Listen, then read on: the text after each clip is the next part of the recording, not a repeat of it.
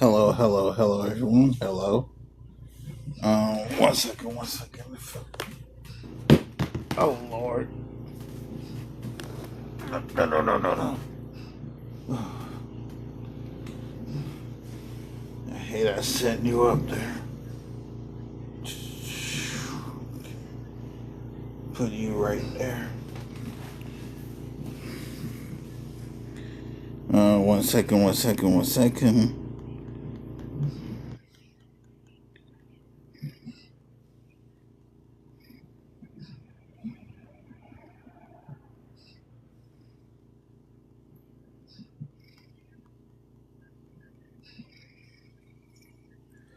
Hello, hello, hello.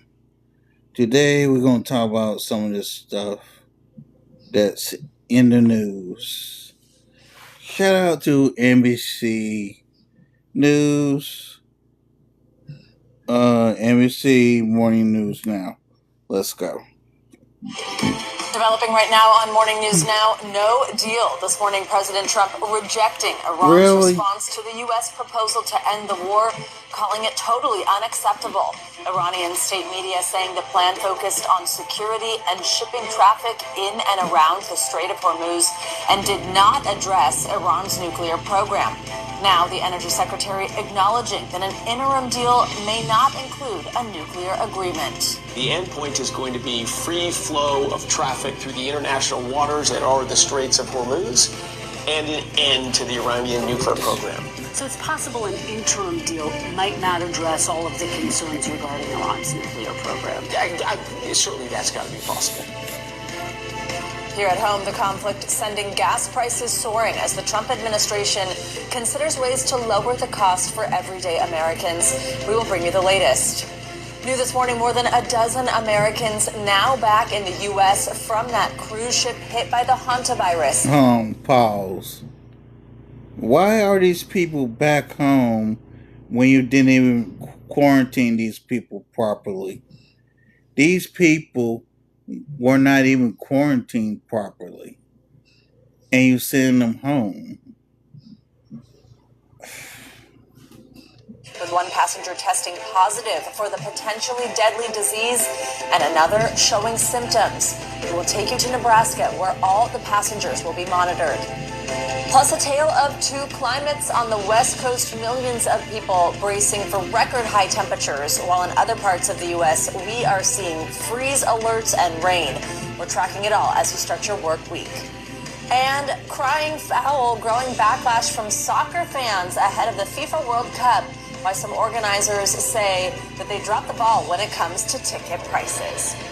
Good morning. I'm Savannah Sellers. Joe is off. Thank you so much for starting your week with me. We are going to begin our show with new uncertainty over a peace deal to end the war with Iran and reopen that critical Strait of Hormuz. On Sunday, President Trump dismissed Tehran's counter-proposal to America's proposal just hours after it was received. The president called it, quote, totally unacceptable. A spokesperson for Iran's foreign ministry responded just this morning, saying his country's plan was, quote, generous and responsible. Now, the impasse with Iran is sending oil prices back up yet again as the president turns his focus now to a high-stakes trip to China. NBC News Washington correspondent Alice Barr joins us with the latest here. Alice, good morning. Good morning, Savannah. And President Trump's upcoming trip to China was delayed once to focus on the war with Iran. Now Democrats are arguing the conflict weakens his ability to cut deals there, though administration officials are predicting good news for American workers. President Trump preparing for this week's high-stakes trip to China to meet with leader Xi Jinping as the war with Iran and its global economic fallout hang over the talks.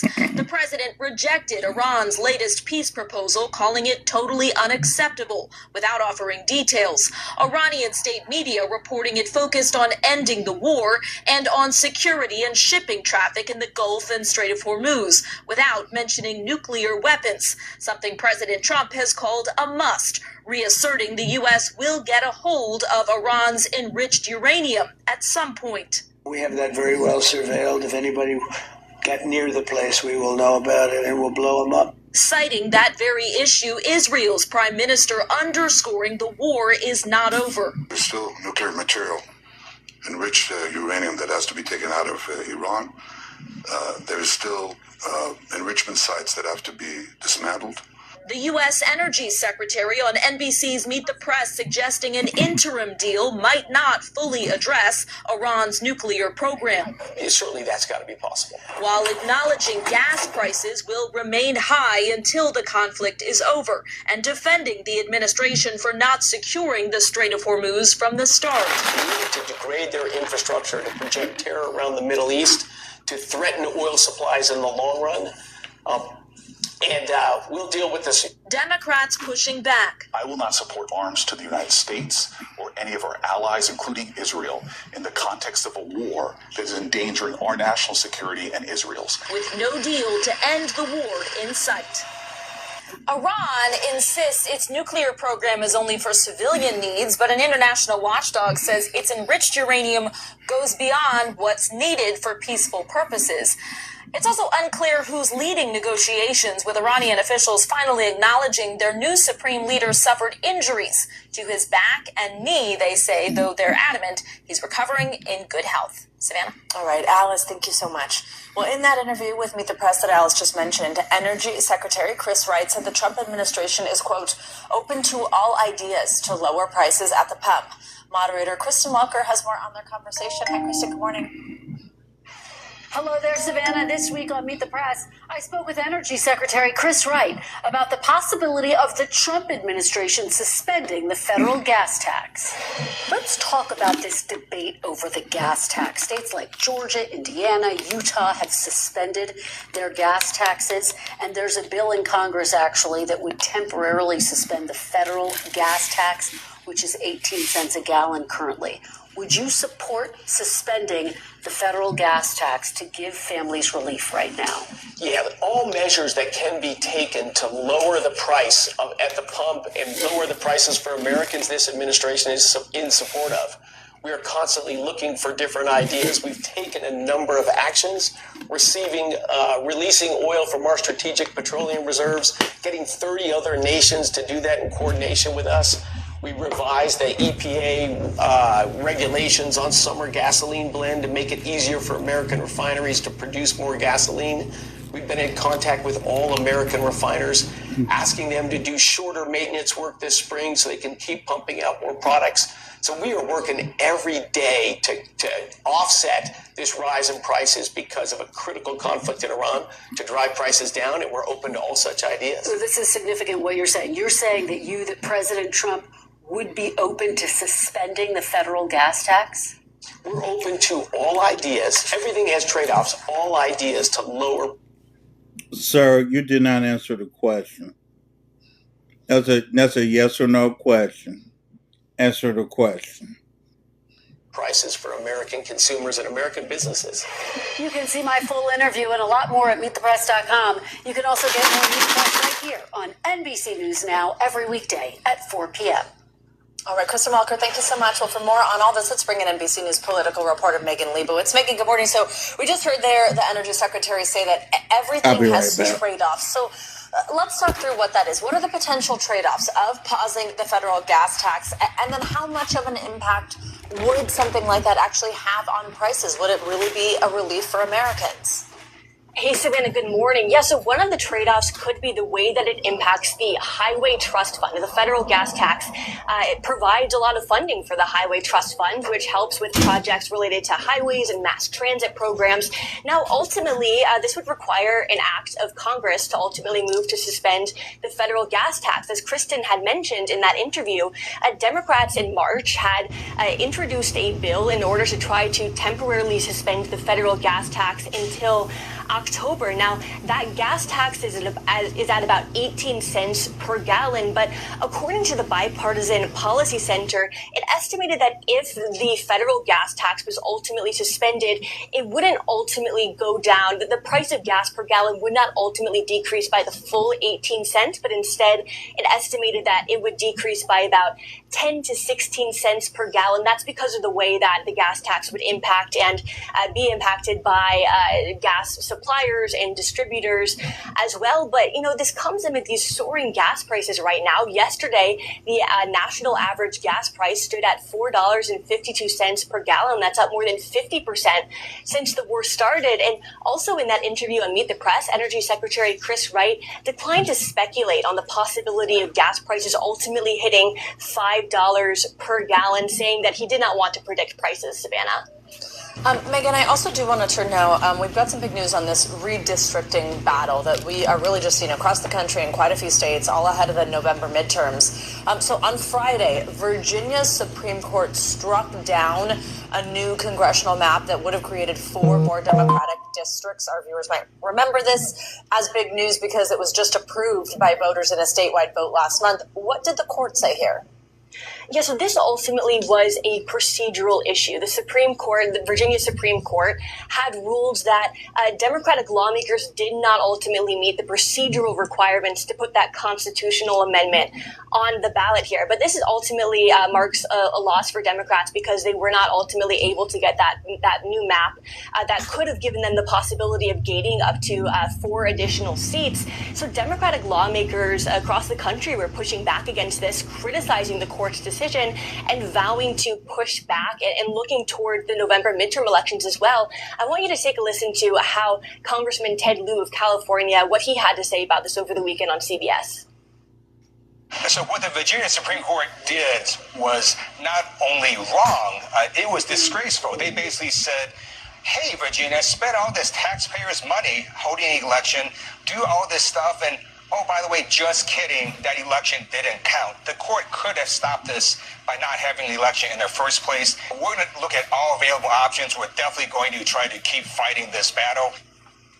We also heard after this court decision from Virginia, a Virginia Democrat, Senator Mark Warner, who pointed to elections this fall, saying that Democrats will still compete everywhere, and he predicted that Virginians will send a strong message about the kind of leadership they want. We also heard separately from House Minority Leader Hakeem Jeffries, who said that we're exploring all options to overturn this shocking decision. Pointing to the elections this November and predicting that Democrats would be able to flip the House. But, ultimately, this is the latest court decision that puts Democrats at a disadvantage when it comes to the redistricting battle that is echoed across the country, heading closer to the midterm elections. So ultimately, in terms of the states that have passed these new maps within the past year, now Republicans have the opportunity to potentially pick up 14 new seats compared to Democrats who could potentially pick up about 6 new seats. Savannah. Megan, quickly, before I let you go, Alice mentioned President Trump is headed to China this week for a state visit with President Xi Jinping. What do we know about priorities for both sides here?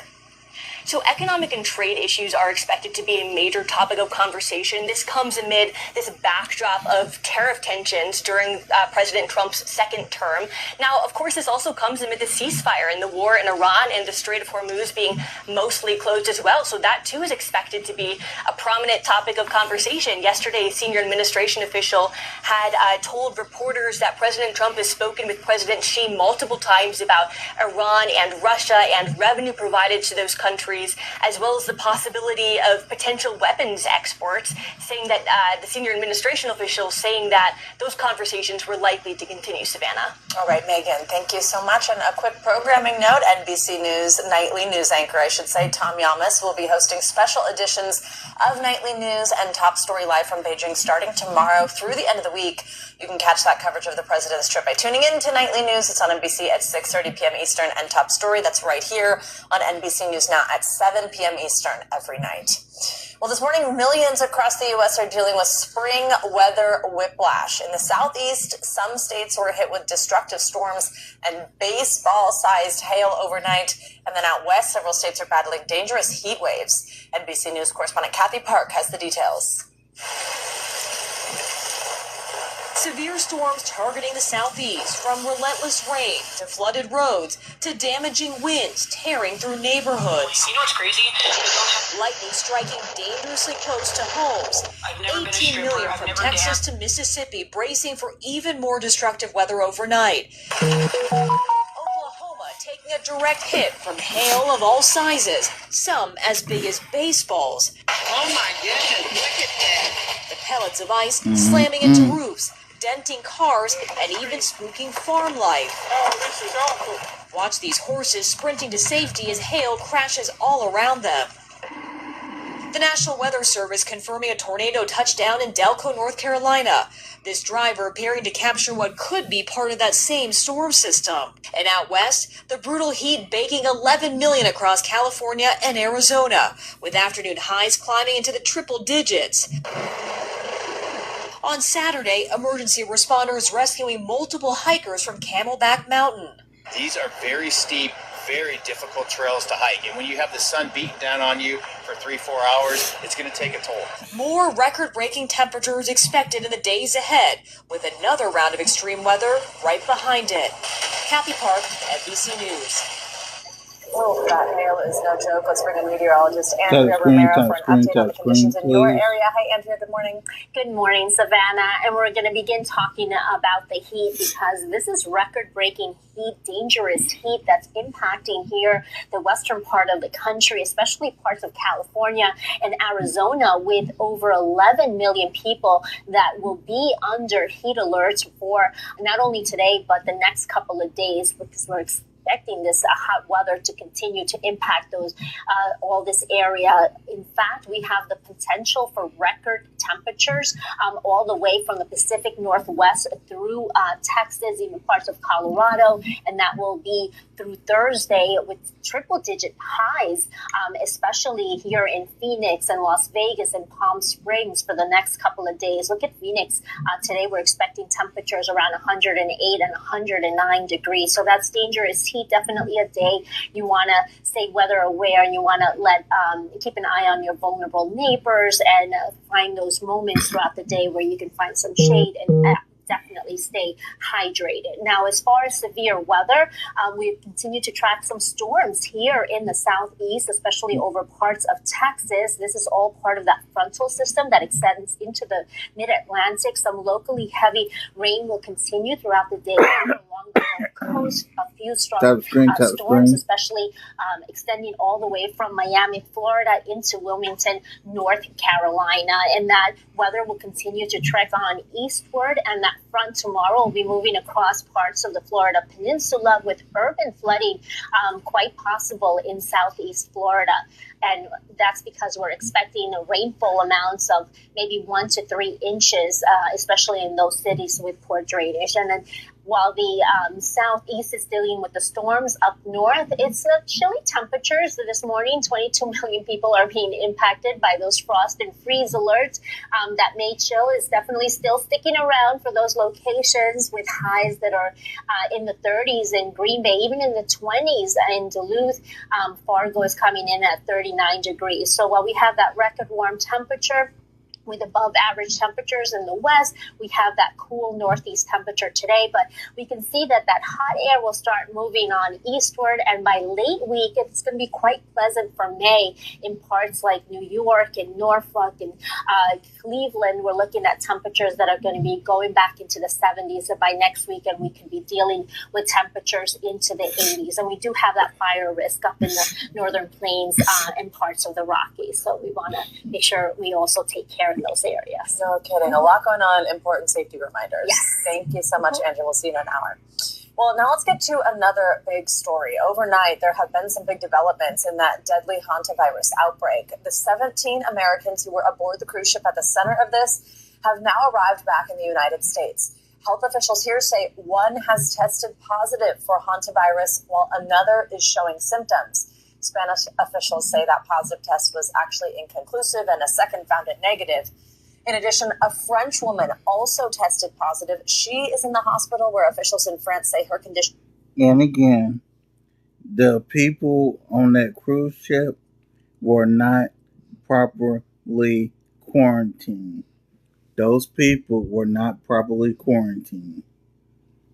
Worsened overnight. In all, at least 3 people have died as a result of this outbreak.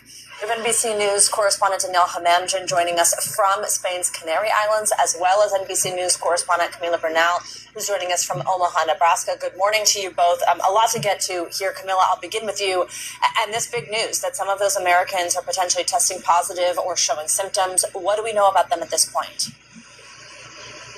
That's right, Savannah. So there are two passengers, one that officials say has mild symptoms, the other that they say tested mildly positive for the Andes strain of the virus. So essentially the difference here is that officials with the World Health Organization are saying that that person who Americans say tested positive had two different tests done, and one tested negative, the other one tested positive. And so Americans are treating it as a positive test until they conduct more tests and really confirm whether or not this was a false positive or this is indeed a positive case. So what that means is that both of these people will go to essentially a different facility here at the location behind me. This is a biocontainment unit, which means it's a much more specialized unit that has very high-tech filtration systems. It's isolation rooms. It is an area where there is sanitation and de-sterilization of everything essentially that is used.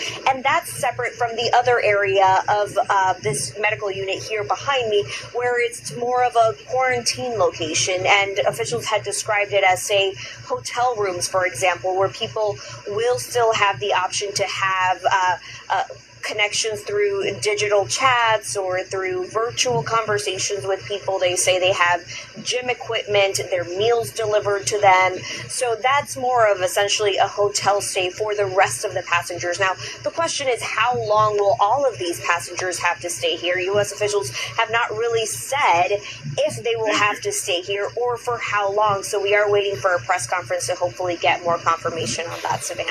Yeah, Camila, a couple more questions on that. First, let's just talk through what these Americans have been through and a little bit more about what happens next. So tell us about this journey home for the 17 of them. But then also, I think what you're saying is behind you is this specialized unit where this positive test will be specifically quarantined with the type of equipment that was able to handle things like Ebola and I know the early days of the COVID pandemic. But walk us through what we think happens generally now for the 17 of them in terms of quarantining, when they go home, how they go home. What does any of that look like? Correct. So this is a national quarantine unit. And like I mentioned, there are essentially two separate areas. One would be the biocontainment unit. The other just would be the area where they would quarantine. And so the idea is to get them assessed as soon as they essentially can do that this morning, because we saw the three buses arrive here. They landed at around 1:30 local time in the morning, a highly trained team of doctors, nurses, and staff ready to essentially help them in these next steps. Now, the question is, like I said, how long? We do not have answers to any of that, but we know that each and every one of them would be assessed and then that decision would be made. The problem with this virus is that it could incubate for a period of about 6 weeks, which is why it's possible that we're now seeing symptoms, even though these people have been on this ship for weeks. And so the question for authorities will be, how long do they think it's necessary for them to continue to monitor whether it's here or whether they go home and continue to do temperature checks, because that's what some of the passengers that were already off the ship were told to do, was to just monitor themselves. So we'll see what officials decide in terms of what they essentially see necessary after the assessment this morning, Savannah. Danielle, let's bring you in here. What do we know about the French woman who's in the hospital after testing positive? It sounds like her condition has taken a turn for the worse. And any news on other passengers on board that were taken back to their home countries? Yeah, yesterday when the 5 French passengers were evacuated, within hours we heard from the country's prime minister in France putting out a statement saying that she started showing symptoms on the flight to Paris. Less than 24 hours later, we now find out that she has tested positive and that her condition is, quote, deteriorating. It is a bit of a surprise, and I'll tell you why, because over the past few days, the World Health Organization was really reinforcing the point that all passengers on board were asymptomatic. And we had seen over the past few days as well other cases, namely the flight attendant from that KLM flight from Johannesburg to Amsterdam. There was another woman in Spain. Both had developed symptoms and their tests had come back negative as well. So there was hope that this would be yet another case. Some good news to point out: the British man in South Africa who has the virus. We understand from Reuters, they are reporting that his condition is improving. So a bit of good news there, Savannah. Oh, definitely. Danielle, walk us through the evacuation we saw take place yesterday. How did that all come together? Yeah, we were here in the very early morning hours of Sunday morning in the dark when we saw the ship appear, and it has anchored off the coast of this very remote port in Tenerife, and it has not moved. And says what we have been seeing are crews in hazmat suits ferrying the passengers, 5 passengers at a time. They're not able to take anything more than a few of the basic belongings like cell phones. And as soon as they step on land, almost immediately they are boarding buses heading straight for the airport, which is about a 10 minutes drive. And there they are hosed down, decontaminated before boarding their flights back home. 94 people were evacuated yesterday from 19 different countries, 7 different flights. 1 more flight is expected today to the Netherlands. There are Australians on board. We understand there was a technical issue with their flight. They will be disembarking within a few hours. The ship was refueling this morning. But once they're out, the ship carrying 30 crew members as well as the body of a deceased passenger will be setting sail for the Netherlands, where the ship will be decontaminated. Savannah. All right, Danielle and Camila, thank you both very much. We have much more to come here on Morning News Now. Later this hour, fallout ahead of the FIFA World Cup as more fans say ticket prices are keeping them out of the stands. Up first, the developing news out of Ukraine, where a 3-day truce with Russia is set to come to an end. We'll be right back.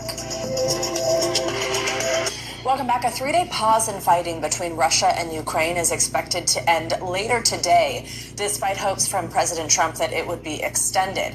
The U.S.-backed truce coincided with Russia's Victory Day parade on Saturday. That celebrates the then Soviet Union's victory over Nazi Germany during World War II and remembers the millions of people who lost their lives. Well, speaking after the parade, Russian President Vladimir Putin said he thinks the war with Ukraine is coming to an end. NBC News international correspondent Raf Sanchez joins us with more on all this. Raf, good morning. So yesterday, both countries accused each other, actually, of ceasefire violations. What are they alleging? Was it ever likely that this would be extended? Savannah, good morning. This has become a grimly familiar pattern where you have a ceasefire announced temporarily between Russia and Ukraine, and then both sides immediately accuse the other of violating it. We've heard from the Ukrainians. Russia continued their aerial attacks over the weekend, and President Zelensky says there were 150 clashes along that massive front line in eastern Ukraine. Zelensky says the Russians are not complying with the ceasefire and not even really trying to.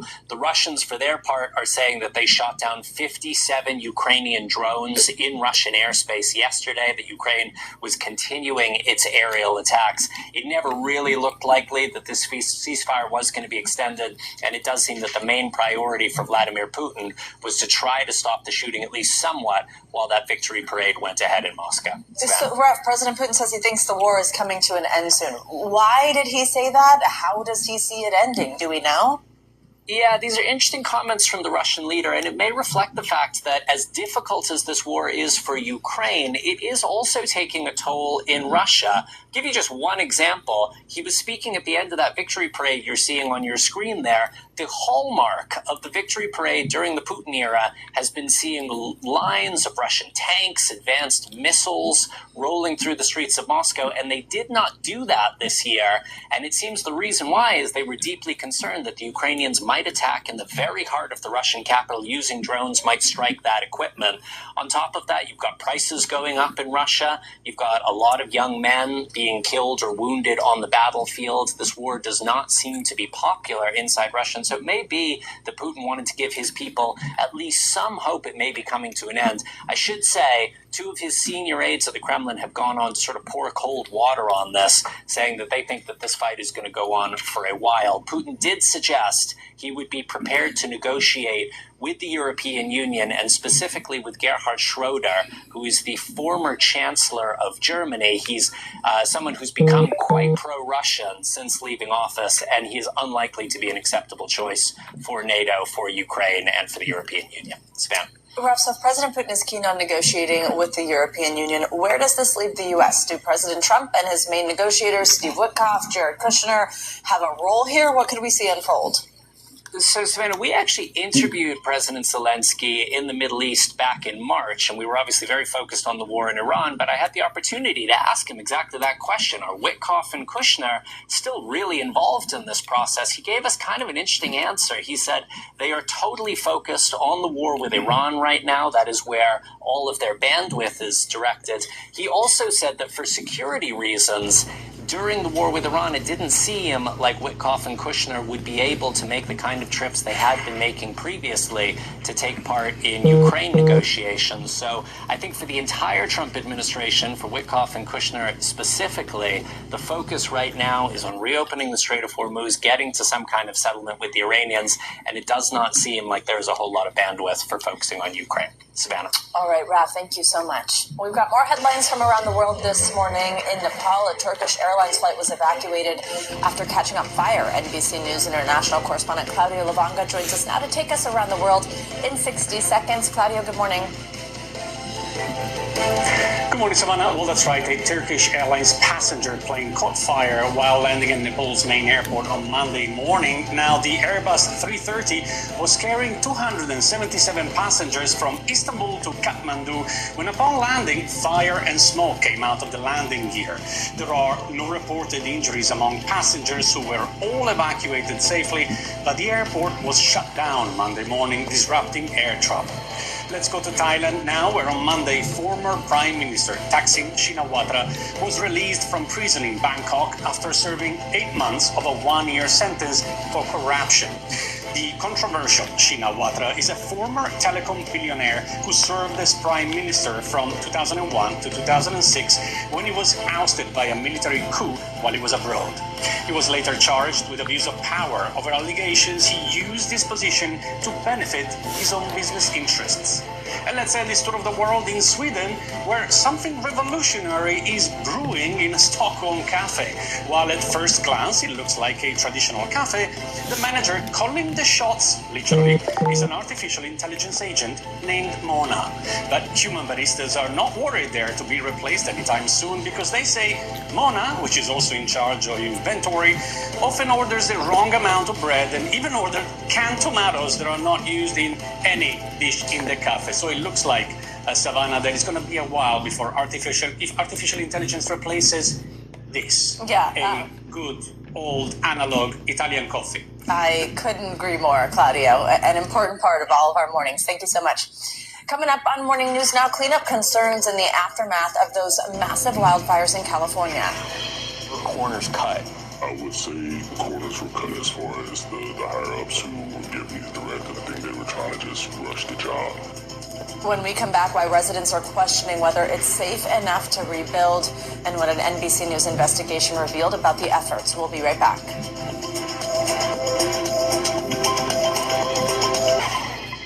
We're back with a new federal lawsuit against OpenAI. The company is being sued by the family of a victim who was killed in a mass shooting at Florida State University in April of last year that left 2 people dead. The suit alleges that OpenAI's chatbot, ChatGPT, gave the suspect advice on how to carry out the attack. OpenAI denies those allegations, saying it never stops working to improve its safeguards. In a statement, the company told NBC News last year's mass shooting at Florida State University was a tragedy, but ChatGPT is not responsible for this terrible crime. NBC News legal analyst Danny Savalas is here with more on this lawsuit. Danny, good morning. So I should mention the complaint also names the shooting suspect as a defendant as well, but it claims he had extensive conversations, that's the language here, with ChatGPT. How hard is it going to be to prove that a chatbot enabled the attack in this case? Is that what it is that needs to be proved? Probably the best thing plaintiffs have going for them in these cases is the illusion that AI intends to do anything at all. But in reality, AI intends to do no more than a coffee maker intends that I drink coffee.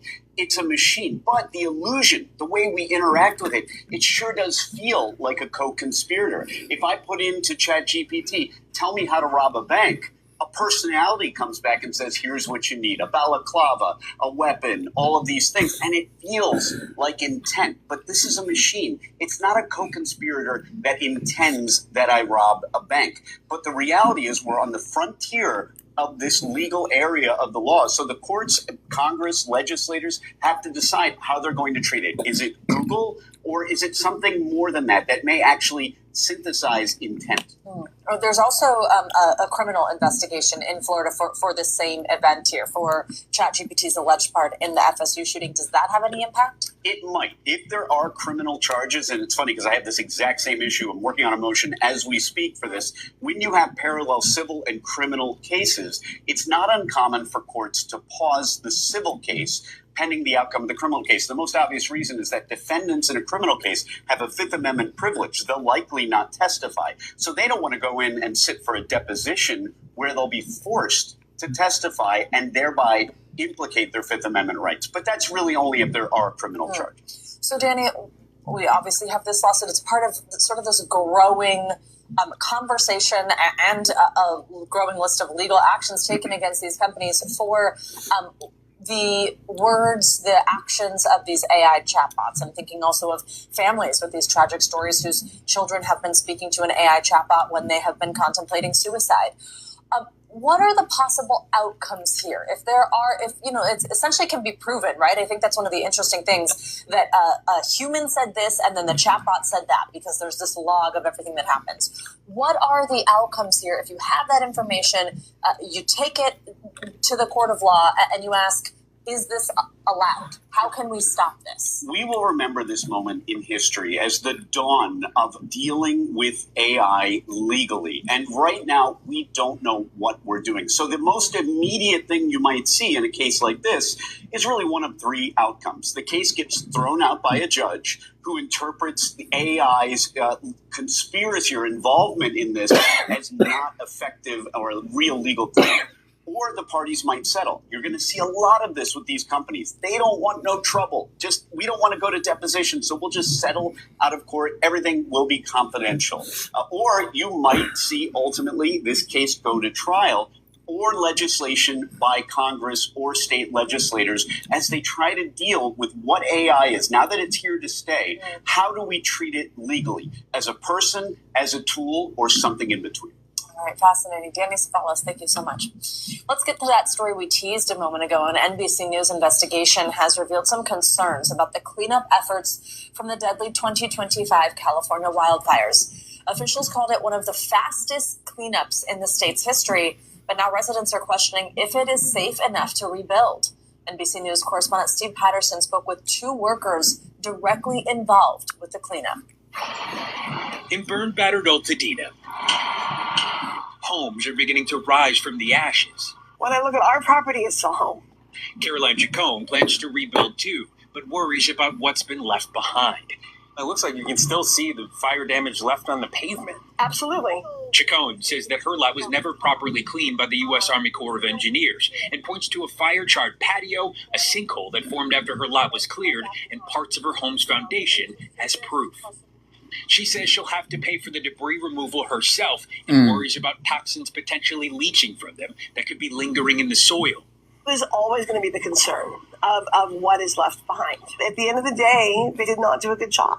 Chacon is one of hundreds of residents who submitted cleanup complaints to an Army Corps hotline, according to documents obtained by NBC News. Many of them critical of the agency for failing to remove the remnants of what's now in plain sight: fire-singed driveways, walls, and foundations. I've covered nearly every major wildfire in California over the last 10 years, and following a cleanup effort, I have not seen this much concrete debris still intact. It's something workers we spoke to say they find shocking here as well.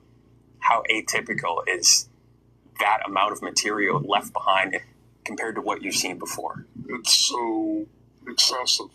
For the first time, we're hearing from two workers directly involved with the cleanup effort. Subcontractors who took orders from the Corps agreeing to speak to us as long as we hid their identities. We left cracked walls, cracked driveways that had contaminants left in them, or even burnt plastic. Those are all still contaminants that should have not been left behind. The workers tell us that agency orders about what they could remove changed multiple times. One property, you're doing one thing, and then they change things, and then it's something totally different. They say those sudden shifts contributed to an inconsistent and substandard cleanup. Were corners cut? I would say corners were cut as far as the higher-ups who were giving you the directive. I think they were trying to just rush the job.